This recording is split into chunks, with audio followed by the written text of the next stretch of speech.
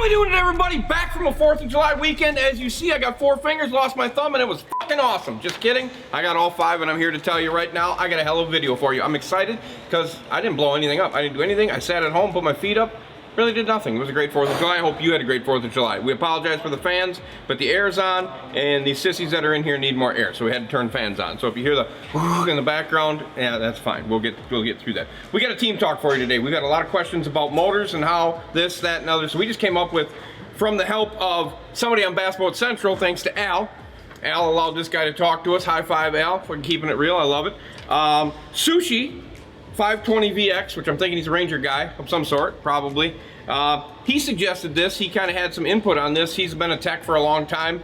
He was one that kind of brought this up, and we had other people that were like, yeah, that'd be something good to do. So basically what we're doing is we're taking all these Gen 1s and we're telling you the problems that they have, because there's so many people that are out there buying new boats. And they're buying used boats because the new ones are $140,000 and they can't afford that, so they're buying these used boats, and they're kind of getting into some predicaments with some of these engines that say they have low hours, but then after low hours, it's like you're still buying problems because the shit's not been taken care of. So we're gonna get you from Evinrude, Yamaha, Suzuki, Mercury, Honda, and the last one, which we'll talk about at the end. So we're gonna start off with Evinrude, of course, why not, right? There's so many Evinrude people out there that are still pissed off that they're gone, and they hate me for talking bad about them, but I'm not gonna talk bad, I'm just gonna tell you the issues. So none of this is bad, it's just issues. You take it how you want. If you think you're f***ing junk, that's up to you. If you like it, great. If you're taking it to heart and being like, yeah, I'm not gonna buy that motor because of that, props, here we go. All right, let's start with the fix, right? Gen 1 fix, right?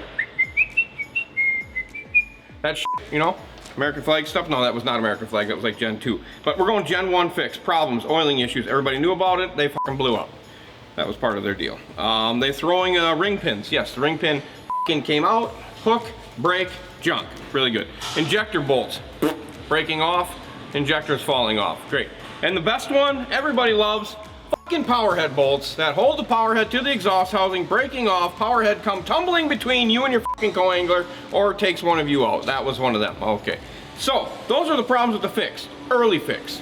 Now, we're talking early, and I don't think the 150s, the early 150s weren't bad. We're talking 200, 225, 250, HOs, all that good stuff. The early fix, that's what we're talking about. So now let's get into the Evinrude E-TEC Gen 1s. They're Gen 1s, not the the American flag looking ones. That was really the only thing good about them. They had a cool American flag look. Oiling issues, blowing up. I think there was some power head issues, exhaust housing cracking. The exhaust housing was physically cracked down the side. We're between, I think, if we're going front, side, this one here, right here, crack. Actually would take a whole chunk out. We had some that fucking just laid the whole chunk out, like just disappeared. Sheared power head bolts, same stuff. That was a part of their issues. Gen 2, Evinrude G2, Gen 2 steering issues. That was one of the big things when they first came out. The Gen 1, Gen 2, Gen 1 G2, does that work? Gen 1 G2, that's like a lot of G's and shit going on. The steering issues, I know of one person that ran into a bluff wall, like right in a bluff wall. I don't think anybody died, but a lot of people were hurt. So the steering issues were a problem right away. I didn't hear anything really other major than that. A lot of bitching about lower unit service and having to fucking tell the engine what lower unit you're using with the fucking disc, and having to use like 6 fucking extra quarts of gear oil because you had to fill the whole tube because it had the reservoir on the side. Over-engineered, lots of problems, and they're gone. They're gone. Bye. See ya. Won't want to be ya. Let's go back to the 2-stroke 40. Ba-doom. That one. I like that one. Yamaha. Let's go to Yamaha. Should we go to Yamaha? All right, let's go to Yamaha. Can you change my apparel? Like, can I get like an Evinrude shirt, and then like when I go to Yamaha, can I get a Japanese shirt on? You don't have to pay for that. Oh. Why don't we have? You know, we should have headbands. I should be able to change headbands. Like I could have a real cool headband on right now, like fucking Mr. Miyagi shit. Yeah. Right? Yeah. Yeah. Well, it's not in the budget. 99 to 01 Yamaha HPDI Series 1 oiling issues, right? Same shit. Oiling issues, blowing up, throwing bearings, doing all that shit.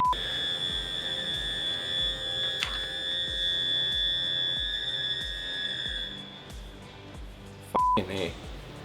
Jesus. All right. Anyway. 99 to 01 Yamaha HPDI Series 1 oiling issues, blowing up, sending the bearing right down the #1 hole. See, you wouldn't want to be you. 2002 to 07 Yamaha 4-strokes. Now this is some info that we were getting from other people also. Exhaust corrosion, balancer issues on the inline motors, and oil seal issues. That was some really good info we got, and these are from techs all around the country and some around the world that were feeding us some of this info. So that was nice of them to be able to send some of that info in.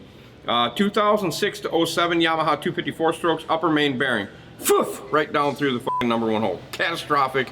Send it down. Make fucking Busch Light cans out of it. I don't care what you make out of it.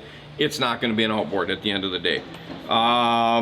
Major lower unit failures. Yes, lots of lower unit failures on the 2006 to 2007 Yamaha 254 stroke. Current Yamaha, solid outboard. Solid outboard. I don't see a lot of problems with them. Obviously, the SHO, I mean, there's always going to be some little problem, but there's no major issues right now with the SHO. It's functioning as it should. Suzuki. Now we get into Suzuki, we go 2000 to 2007. Suzuki 4-strokes, great engine, but had the typical corrosion issues. The Japanese corrosion issues, I just don't think they're built for what the hell goes on over here. And there's a lot of fastener issues, there's a lot of taking bolts out, and they're just forming corrosion. So there's a lot of corrosion issues on those from 2000 to 2007. Current Suzuki's, very solid outboard. The new Suzuki's are very solid outboards. We do see some issues. I haven't seen I think I had a trim sender failure the other day, which is like the first failure I've had in so many years. So they do have problems. It's obviously they're an outboard. So, but besides that, very solid outboard, very solid. Runnability, getting you back, doing all that stuff, very good. Mercury, let's get to Mercury. Let's start with the Opti. Should we do some Opti stuff? Let's do some Opti stuff. 1998 to 2000, first gen Opti. Now this is first gen. It was good, but they were definitely detuned. They were detuned to be good, right? So they weren't fast. They didn't get out of the hole good. They ran forever. Their compressors made it to almost 1,000 hours before they shelled. Their oiling system worked. They leaked oil because they oiled so much. They leaked oil, like leaked oil. They were a good engine. They were just detuned. They didn't have no balls. They were running around like Twisted Sister. Just nothing, just blah, just doing their thing. But they were reliable. So we were on the 2001 to 2001 in half, kind of. We're not even into 2002. Basically the 01 series. They thought they were doing something good by making it go faster and getting it up, but they all blew up. They were junk. The 01 was almost catastrophic to the point of where they had to get rid of it. They really redesigned the whole process on the Opti. And they redesigned it into the Pro XS. You know what I mean? They brought the Pro XS in. I think they brought the racing people with it on this go around. Made it very quality, solid engine. 02 to 05 was better. The 05 to like this last gen that you've seen was a strong engine. Had their problems, but they started converting, get rid of the metal reeds. They went to the fiber reeds. They started changing some of the oiling stuff. The ignition was changed over. The harnesses were better. They kept making improvements. The compressors got better, lightweight flywheels on the compressors. Everything just got better.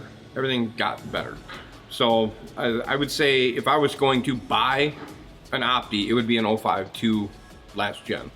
That's what I would buy. I wouldn't buy any of that pre-stuff. You know, if you're going to get an 01, make sure it's got a power head on it. Make sure some of that stuff was replaced. So let's go to the Mercury Gen 1 Verado. Lower unit failures, supercharger failures. Yes.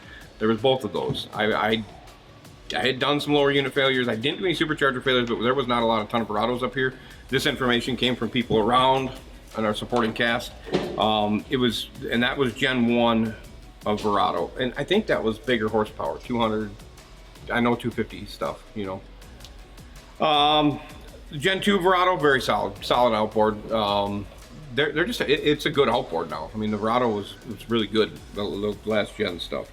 V8 stuff, the new V8 stuff, the first gen stuff.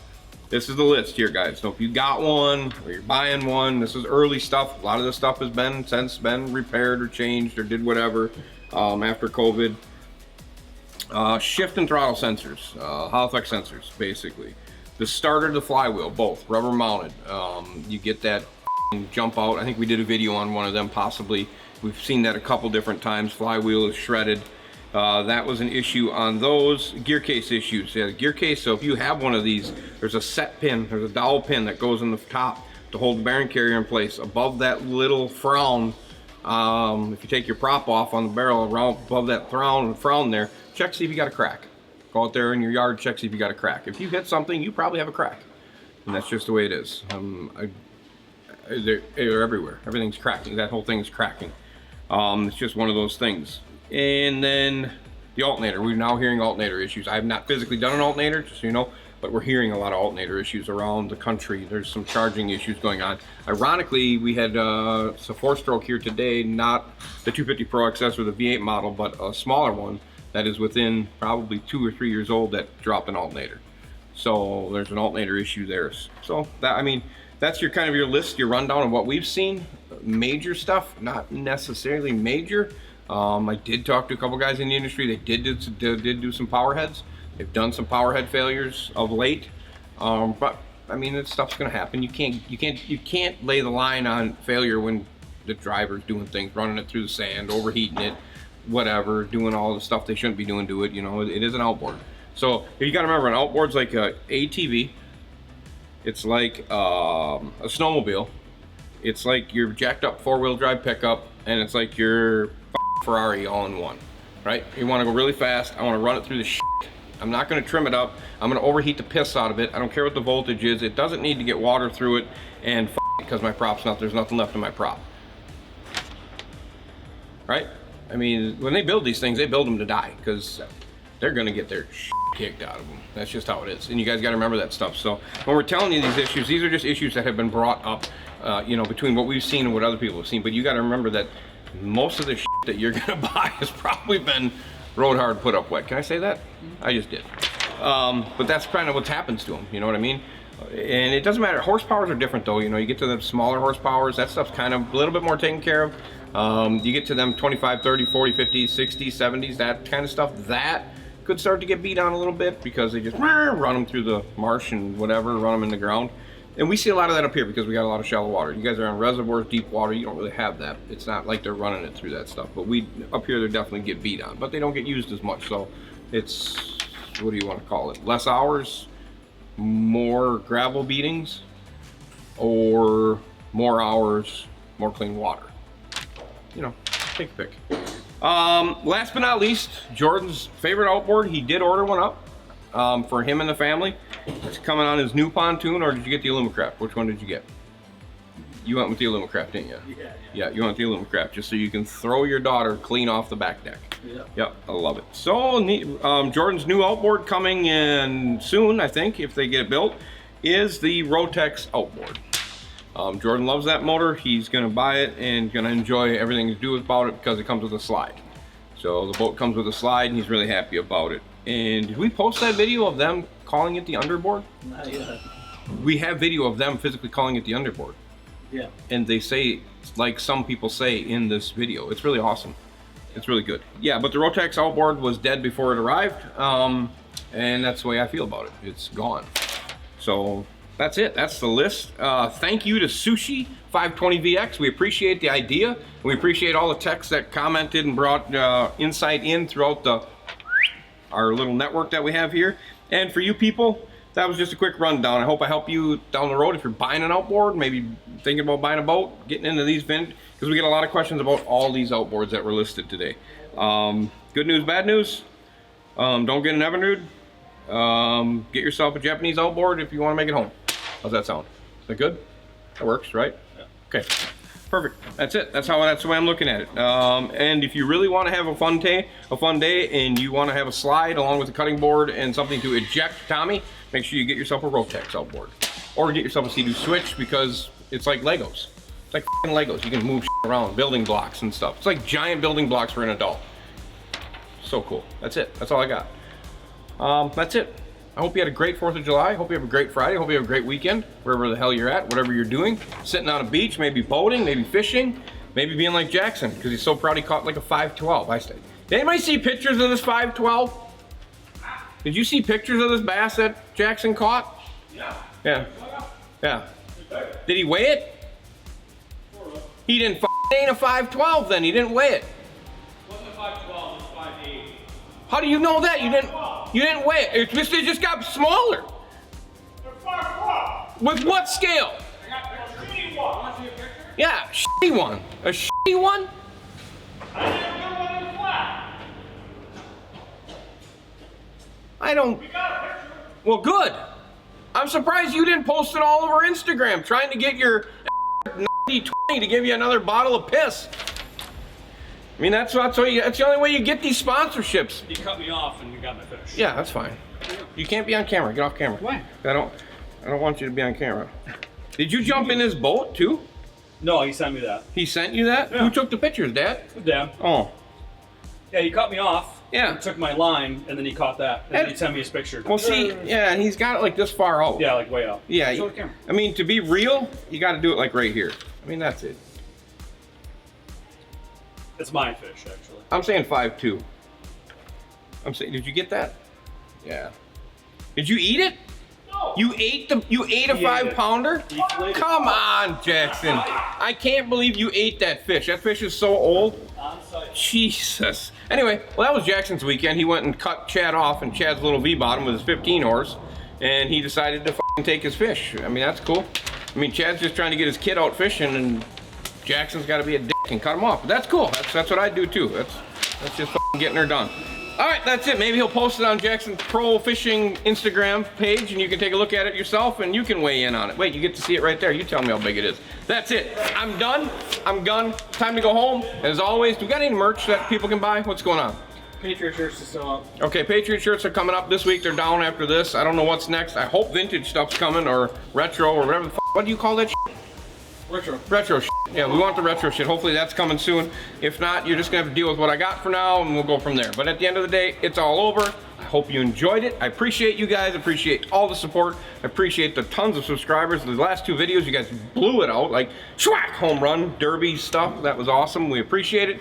Thank you very much. Have a great weekend. And as always, comment, subscribe, and click the notification bell to witness the madness that Jackson Perry will scream when he catches his next 5-pounder. Speed, money, no brakes, baby. I'm out. See ya.